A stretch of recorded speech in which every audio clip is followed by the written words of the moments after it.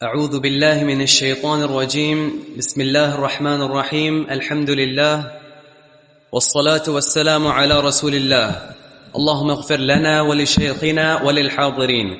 فقد قال المصنف رحمنا الله وإياه ونفعنا بعلومه: كتاب الفرائض. عن عبد الله بن عباس رضي الله عنهما عن النبي صلى الله عليه وسلم قال: الحق الفرائض بأهلها فما بقي فهو لأولى رجل ذكر.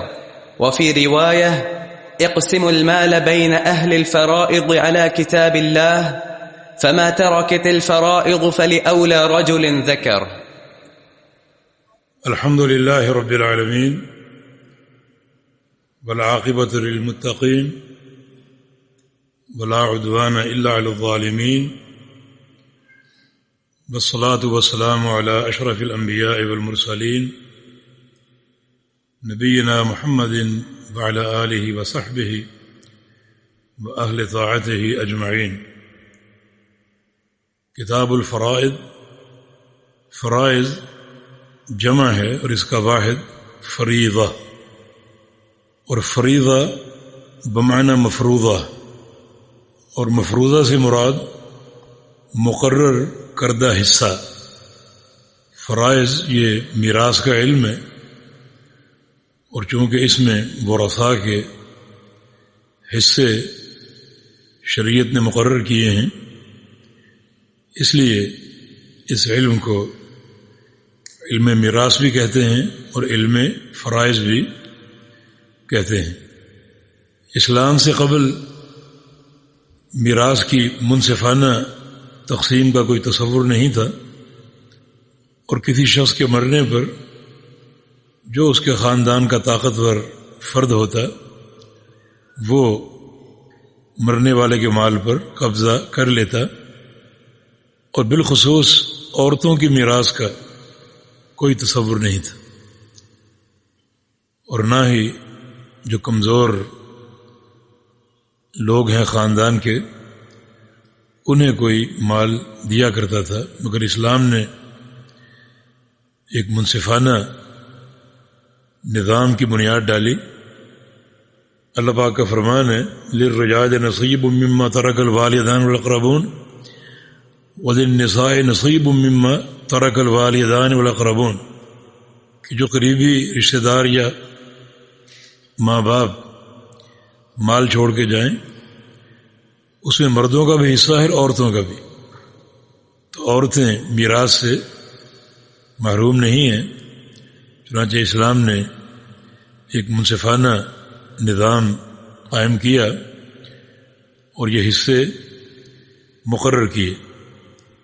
نبی علیہ السلام کا فرمان ہے کہ ان اللہ قد اعطى كل ذی حق حقا، اللہ تعالیٰ نے ہر حق والے کو اس کا حق دیا ہے، اور اللہ سب سے بہتر جانتا ہے کہ حقدار کون ہے، اور اس نے اسی کے مطابق حصے مقرر فرمائے ہیں جو قرآن پاک میں مذکور ہیں سورہ نساء میں۔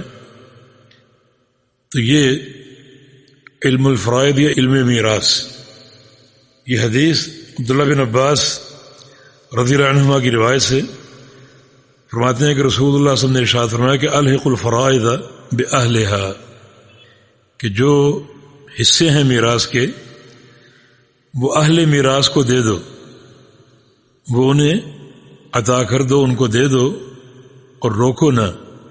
اس میں ایک بات تو یہ واضح ہوتی ہے کہ کسی شخص کے فوت ہونے کے بعد اس کی جائیداد یا اس کا مال فوری تقسیم ہونا چاہیے، اور اس میں تاخیر نہیں برتنی چاہیے۔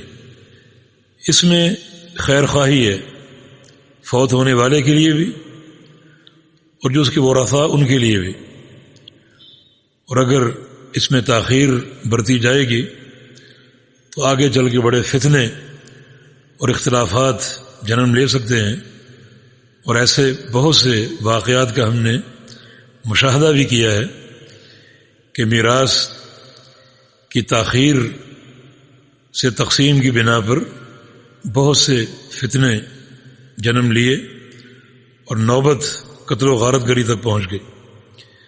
تو نبی علیہ السلام کو یہ فرمانا الحق الفرائض باہلھا، اس میں فوری تعمیل کی طرف اشارہ ہے کہ جو حصے ہیں میراث کے مقرر کردہ وہ مستحقین کو اور اہل میراث کو فوراً دے دو اور اس میں تاخیر نہ کرو۔ یہ اہل فرائض کون ہے؟ اہل فرائض سے مراد وہ 12 افراد ہیں جن کے حصے قرآن نے مقرر کیے ہیں، ان میں سے 4 مرد اور 8 عورتیں۔ مردوں میں سے والد اور شوہر، دادا اور اخیافی بھائی۔ اخیافی بھائی وہ بھائی ہے کہ جس کی ماں ایک ہو، جس کی شکل یہ ہے کہ ایک خاتون نے شادی کی ہو اور اس شوہر سے اس کی اولاد ہو اور وہ فوت ہو جائے یا اس کو طلاق دے دے اور پھر وہ خاتون دوسری شادی کر لے، اس سے بھی اولاد ہو، تو یہ اولادیں آپس میں اخیافی بھائی ہیں، یعنی مادری بھائی۔ یہ 4 مرد ہیں جن کو قرآن نے حصہ دیا ہے، اور خواتین 8 ہیں جن میں والدہ اور بیوی، دادی نانی اور بیٹی، پوتی پڑپوتی اور بہنیں 3 قسم کی۔ بہنوں کی 3 قسمیں ہیں، حقیقی بہن، اللاتی اور اخیافی بہن۔ حقیقی بہن وہ ہے، حقیقی بہنیں کہ جن کی ماں اور باپ ایک ہوں۔ اللاتی بہنیں وہ ہیں جن کا باپ ایک اور مائیں مختلف ہوں، جیسے ایک شخص کی کئی بیویاں ہوں، ہر بیوی سے اولاد ہو، تو یہ آپس میں اللاتی بہن بھائی ہیں۔ اخیافی بہنیں وہ ہیں کہ جن کی ماں ایک اور باپ مختلف ہوں، جس کی مثال ہم نے دی، تو یہ اہل فرائض ہیں۔ فرمایا کہ ان کو ان کا حصہ دے دو۔ فما بقیہ، اور اگر مال بچ جائے اس تقسیم کے بعد، فہو لأولی رجل ذکر، تو پھر وہ اسے دیا جائے گا جو قریبی مرد ہے۔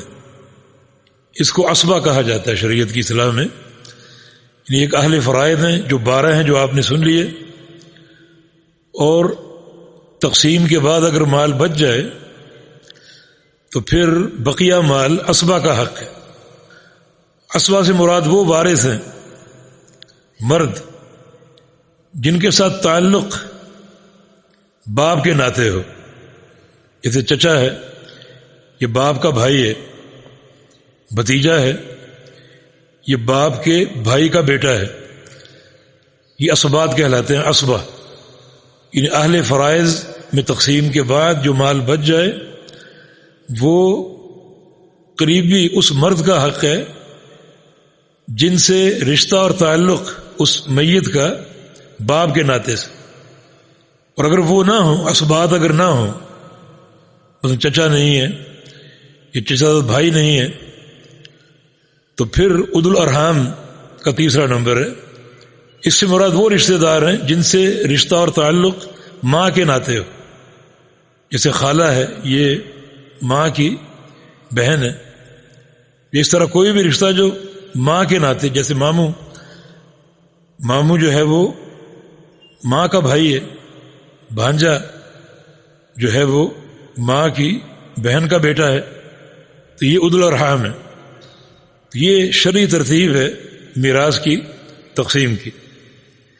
تو اس تقسیم کے مطابق میراث تقسیم ہونی چاہیے۔ مثال کے طور پہ یہ سعد بن ربیع رضی اللہ عنہ، نبی علیہ السلام کے صحابی، جنگ احد میں شہید ہو گئے تھے، اور اس وقت تک میراث کا نظام نازل نہیں ہوا تھا۔ چنانچہ سعد کے بھائی نے کل جائیداد پہ قبضہ کر لی، جو کہ جاہلی قانون تھا۔ اب سعد کی بیوی نبی علیہ السلام کے پاس آئی اور کہا کہ یا رسول اللہ صلی اللہ علیہ وسلم، میرا شوہر جنگ احد میں شہید ہو گیا، اور شوہر کے بھائی نے سارے مال کو سمیٹ لیا، حالانکہ سعد کی 2 بیٹیاں ہیں، میں ہوں، ہمیں کچھ نہیں دیا، تو کیا اس کا شرعی حل ہے؟ چونکہ شرعی حل موجود نہیں تھا، تو نبی علیہ السلام نے خاموشی اختیار کی، اور آپ کا منصب بھی یہی تھا وما ينطق عن الهوى ان هو الا وحی یوحی، کہ آپ اپنی خواہش سے بات نہیں کرتے تھے بلکہ آپ کی ہر بات اللہ تعالیٰ کی وحی سے ہوتی تھی. تو آپ اللہ تعالیٰ کی وحی کا انتظار فرما رہے تھے اور وحی آ گئی.